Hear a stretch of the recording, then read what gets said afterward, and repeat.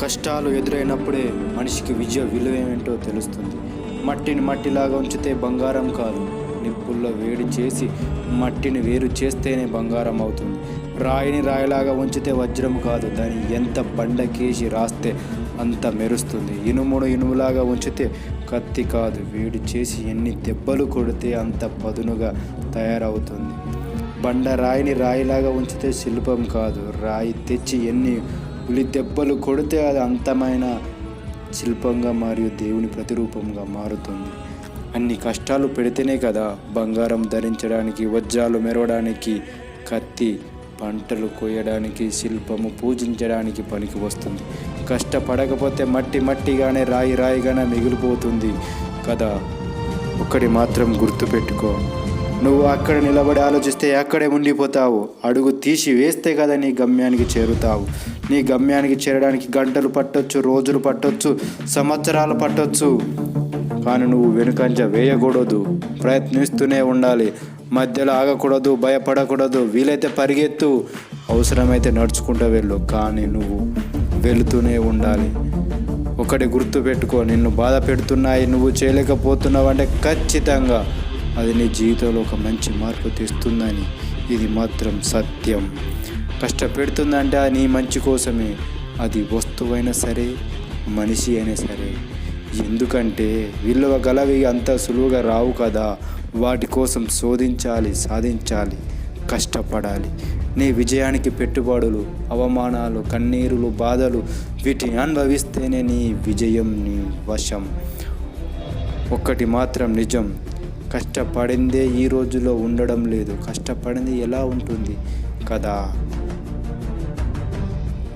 గెలుపు అందరూ సాధించవచ్చు, కానీ మన మనసులో ఉండే నెగిటివిటీ వల్లనే గెలుస్తామా లేదా ఓడిపోతామా అనే సందేహంలో ఓడిపోతామనే భయంతో ఓడిపోతారు. ప్రయత్నిస్తూనే ఉండాలి, 10 కాదు 100 సార్లు అయినా సరే. ఎందుకంటే తాళం చెవి గుర్తులో చివరి తాళం చెవికి కూడా తాళం తెరిచే అవకాశం ఉండును. ప్రపంచం ఏమి అనుకుంటుందని నీ లక్ష్యాన్ని మర్చిపోవద్దు.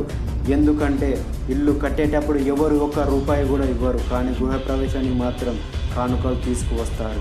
ఇది మన మనుషుల తీరు. ఎక్కువ మాట్లాడకు, మౌనం అన్నిటికీ సమాధానం. కాలం అన్ని నేర్పిస్తుంది, అన్ని అవకాశాలు రప్పిస్తుంది. ఆ సమయం కోసం మనం ఎదురు చూడాలి. అంటే మనం ప్రయత్నిస్తూనే ఉండాలి. ఎంతమందిని చూడడం లేదు. కష్టపడి నిద్రలను వదులుకొని చరిత్రను సృష్టిస్తున్నారు. కష్టపడిన వాడు చరిత్రను సృష్టిస్తాడు. చరిత్ర సృష్టించాలి అంటే అందరు నిద్రపోయిన వెనుకలో కూడా నువ్వు నిద్రపోకుండా కష్టపడాలి. ఎందుకంటే నీ లక్ష్యం ముఖ్యం. ఒకటి మాత్రం నిజం, ఖాళీ జేబులు ఎవరు గుర్తించరు, కానీ డబ్బులున్న జేబులను గుర్తిస్తారు. ఇది మన లోకం తీరు. ఖాళీ జేబులు నేర్పిన విషయాలు డబ్బులున్న జేబులు నేర్పవు.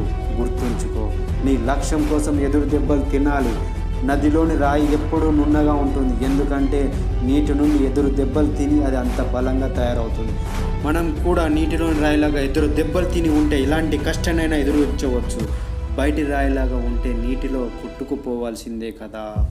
మనం ఎందుకు బతుకున్నామో, ఎవరి కోసమో చేస్తున్నామో అనే విషయం నువ్వు ఎప్పుడు మర్చిపోవద్దు. ఒకటి మాత్రం నిజం, పక్క వారి కోసం బ్రతకకుండా నీ కోసం బ్రతికి చూడు. ఈ లైఫ్ ఎంత మజా ఉంటుందో నీకే తెలుస్తుంది. అర్థశాస్త్ర రచయిత చాణక్యుడు చెప్పిన మాట గుర్తుంచుకో, డబ్బు వెనుక వెళ్ళవద్దు. నీ కష్టాన్ని చూసి అదే నీ వెంబడి వస్తుంది. జీవితంలో గెలవాలంటే రిస్క్ చేయాల్సిందే.